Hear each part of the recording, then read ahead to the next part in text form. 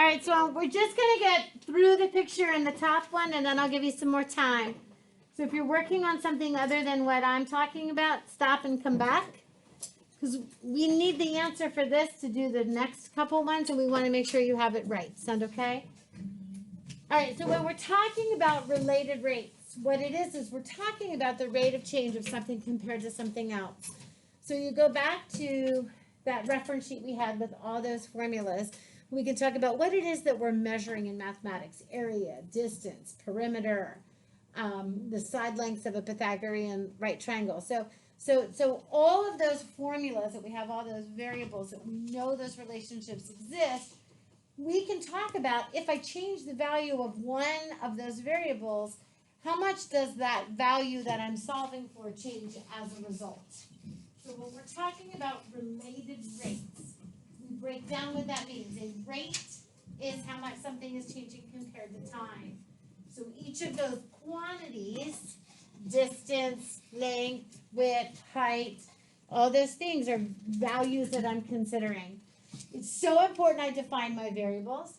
It's so important that I keep track in my mind is which one of these things is changing and which one of these is not, because when you take the derivative of a constant, there's a zero.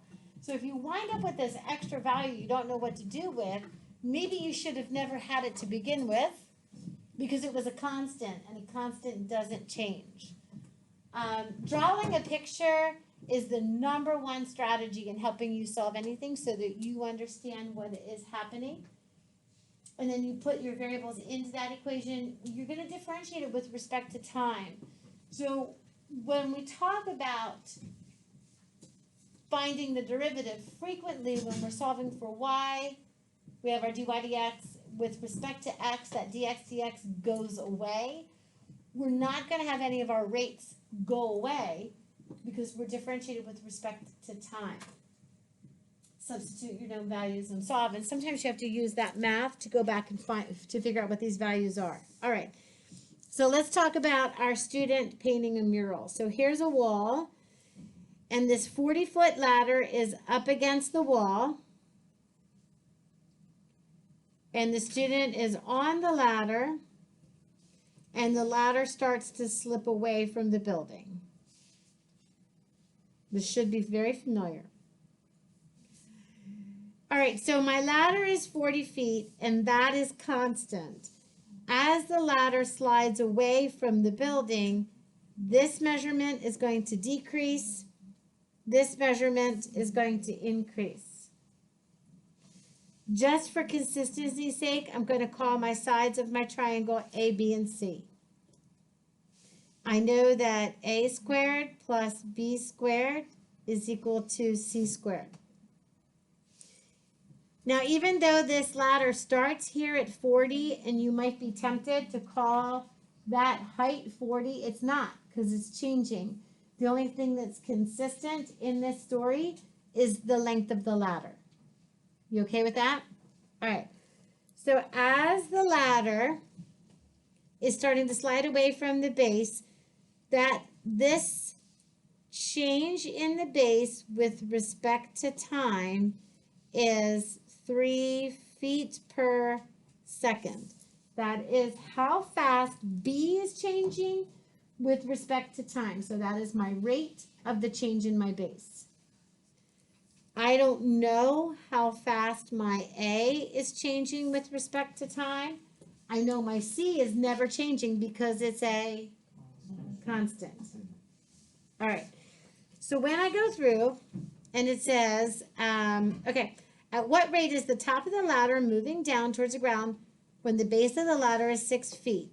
So there's a moment in time when the base is 6 feet away from the wall. It started off up against the wall, and the ladder is sliding this way. And as B gets bigger and bigger, A gets smaller and smaller. And I want to know at what rate is it moving towards the ground at this moment in time. So when I go to work this equation, I know that my A squared plus B squared is going to be equal to the length of my ladder. I know that 2A DADT plus 2B dB dt is going to be equal to 0. Whatever my A value is times its rate of change plus whatever my B value is times its rate of change is going to be equal to 0. Now that totally makes sense because these things are moving in opposite direction. So because this is going down, this has a negative rate of change. Because this is moving to the right, it's going to have a positive rate of change, and they're going to balance each other out. Here's a tricky thing to understand. They're not moving at the same rate because of the differences in the distances that ladder is. Okay? So what we need to do is use Pythagoras to figure out what A is equal to. So if I know that A squared plus B squared is equal to 40, when B is equal to 6,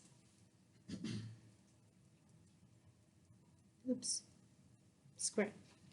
When B is equal to 6, at that very moment, I know that 40 squared minus 36, and then second radical, second answer, I get A has a value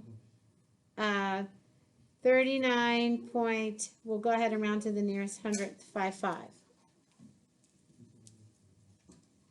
So when this ladder is 6 feet across, 6 feet out from the building, at that moment, my A height is 39.55. So think about this. It moved 6 feet out this way, and it hardly lost any height. Think about that for a minute, right?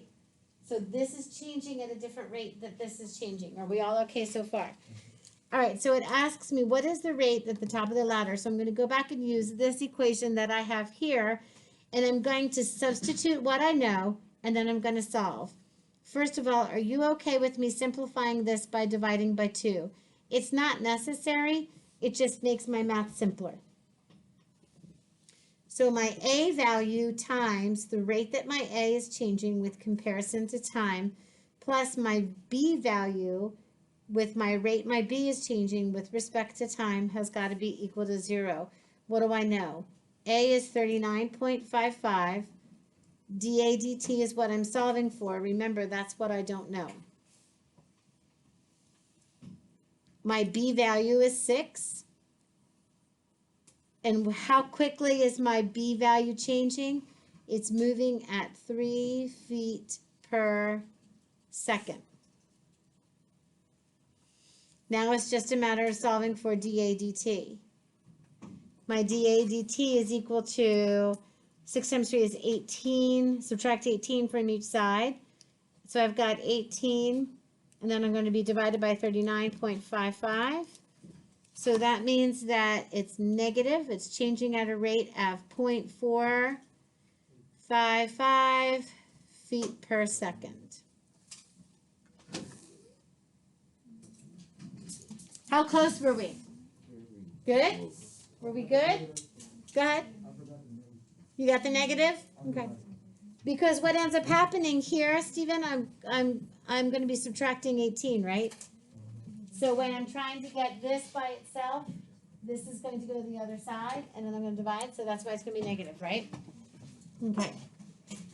Where else did we get hung up? Call it out. I want to hear. Go ahead. Is there a specific decimal point you want us to round to in an answer? So typically when I'm talking about distances and lengths to the nearest hundredth, good enough.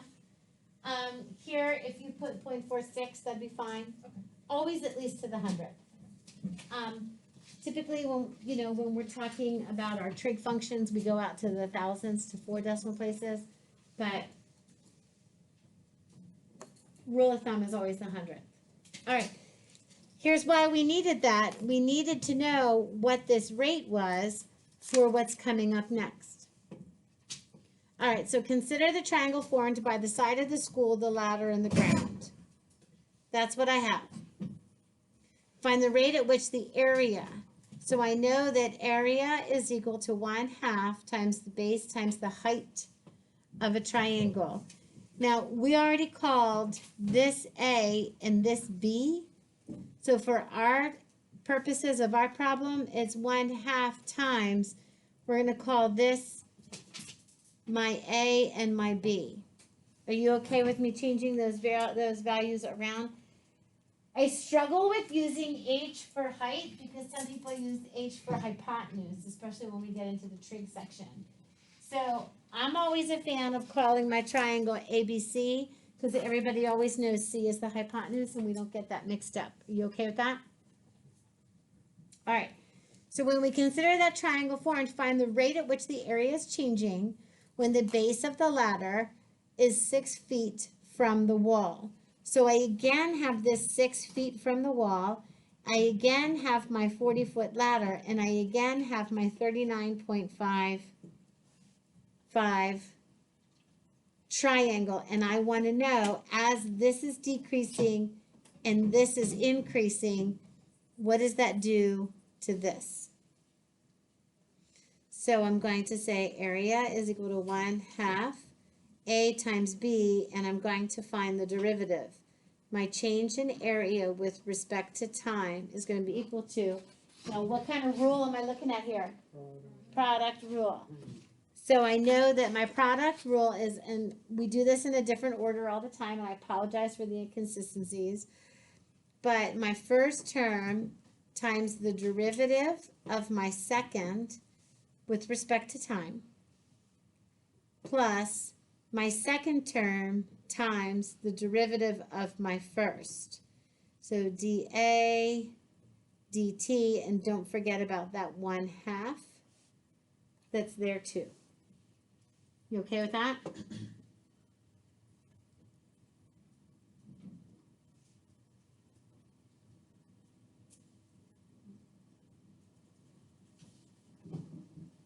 Now some textbooks and sometimes they'll factor out this 1/2. So instead of having it be a part of each one, they'll talk about the derivative of this and they'll leave this 1/2 out.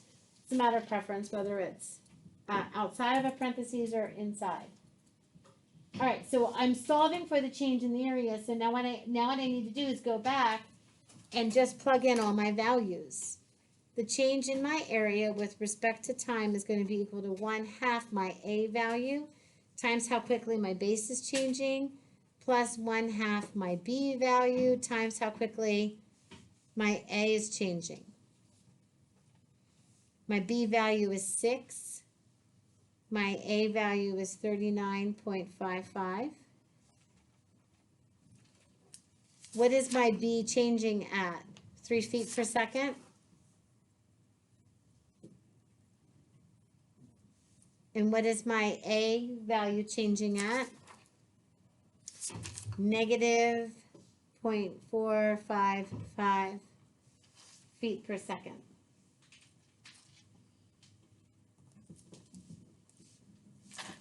This one's so much easier.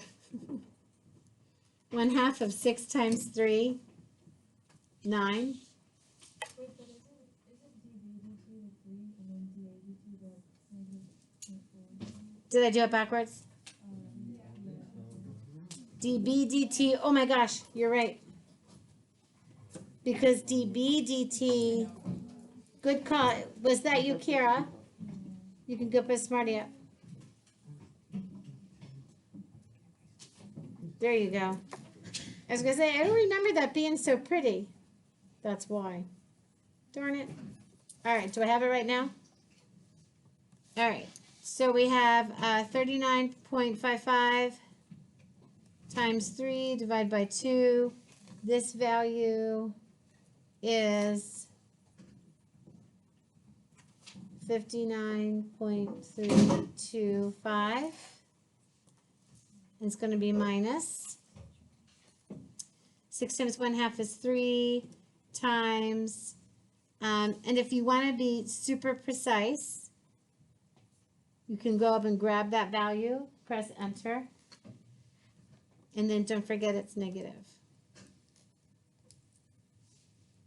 So I get 1.3, we can call it 7.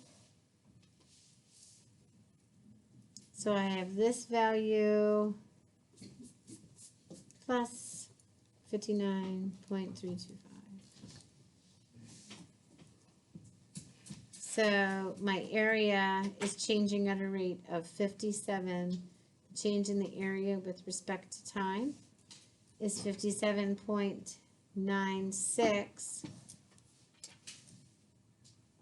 meters per meter squared per second, because it's area square meters.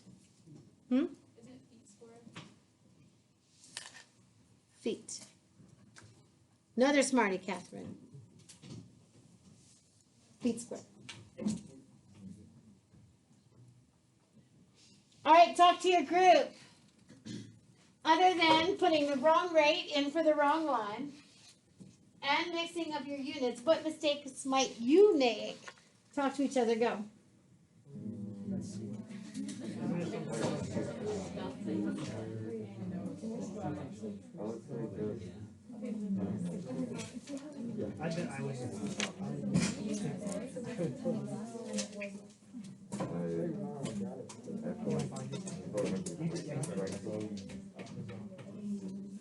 Mr. Glacier, do we use the quiz, the reference sheet or no? We do.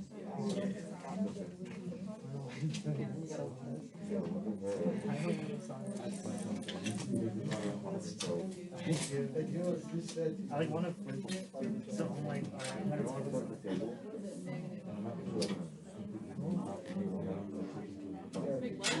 All right, come back. So notice I keep redrawing. My triangle. Now, we were nice to you because we kept saying when it's 6 feet. But it's possible that they change which distance from the wall the ladder is, because the bigger that this distance gets, the smaller this distance gets, and it's obviously not a 1-to-1 ratio. So if we move this out a foot, that doesn't make this drop a foot. We can already see that. So by using the same 6-foot distance from the wall, we kept you from having to go solve the triangle over and over again. That's pre-calculus, algebra 2, and geometry. That's not calculus. What we care about is the change in theta, right? So we've got this as a constant, and we've got theta, and we want to know how quickly is theta changing, that angle changing. So theta's change is going to be bigger because it's growing bigger and bigger. So theta's rate of change will be a positive value. Does that make sense? How quickly is it changing? Okay. So now we got to figure out which trig function to use. So I've got sine, which compares my opposite hypotenuse. I've got cosine, which compares my adjacent hypotenuse. I've got tangent, which compares my opposite to my adjacent. What do you like? So we're going to compare, find the rate of change between the ladder and the wall when the base of the ladder is 6 feet from the wall. So I heard a sine. So the sine of my theta is equal to, instead of using opposite compared to hypotenuse, remember I had an A and a B and a C? I know that that's equal to my B over my C. You okay with that?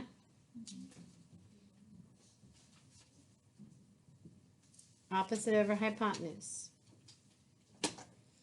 So now when I take the derivative of sine is cosine of theta d theta dt. And this ends up being what it is I'm solving for, the change in the angle with respect to time.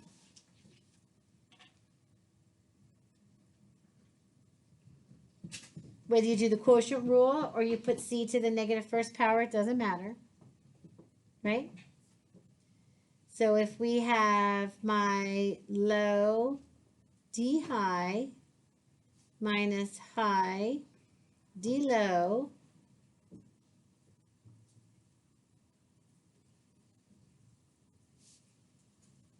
square the bottom, and away we go. Low d high minus high d low. Which one of these is going to zero out? How come? Yeah. Now, if you had wanted to use another rate, you knew it, you found it. It's one of those things, set yourself up for success knowing that the rate of change of our constant is 0.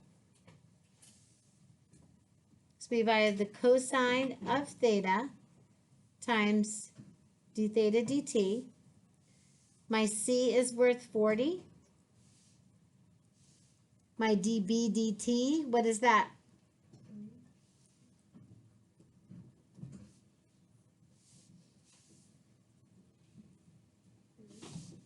Right?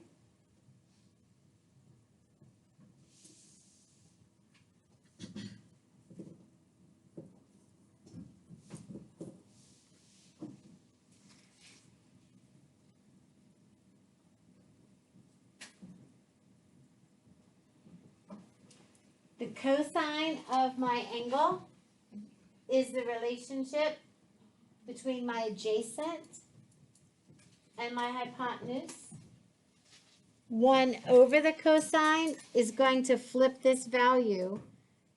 So instead of having my adjacent over my hypotenuse, I have my hypotenuse over my adjacent. Is everyone okay with that math?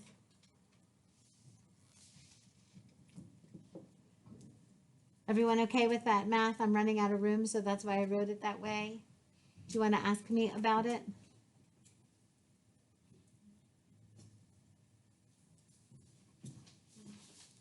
How cool is this? These two 40s are going to cancel out with this one and this one. So my change in my theta with respect to time is going to be the ratio of 3 divided by 39.55.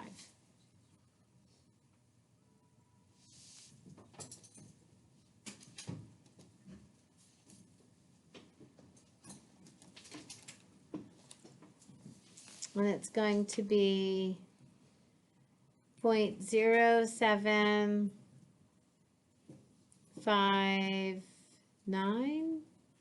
and that's going to be radians per, what was my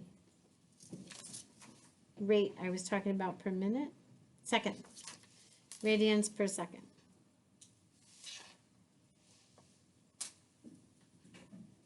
What questions do you have?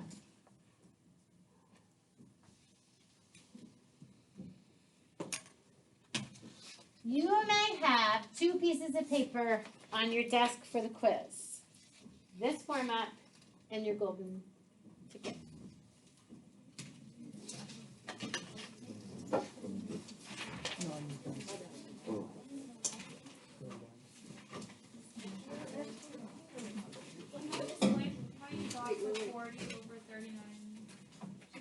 Yeah, so the cosine of is my adjacent to my hypotenuse. So that's 39 over 40, right? So when I divide by that fraction, it flips because you multiply by the reciprocal. Okay. Go. What happened after the 40 over 39.55? Wait a minute, what happened after when? The 40 over 39.55. I see you crossed out 140. Right, so this has 40 squared, Right, so it and there's a 40 here and a 40 there. So I cross them both out. Isn't 40 times 40 the same as 40 times 40? Oh, right, okay.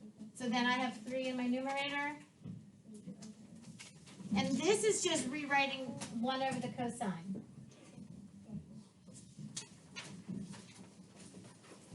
Are we okay? two pieces of paper out on your desk. When you're finished with the quiz, I'll have a link for you to join Desmos. Phones away, iWatches away.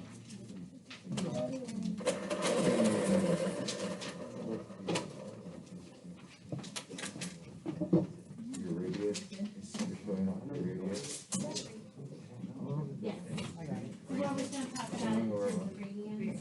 Our yours is just the line of geometry. Radians is a truer value. Does that make sense?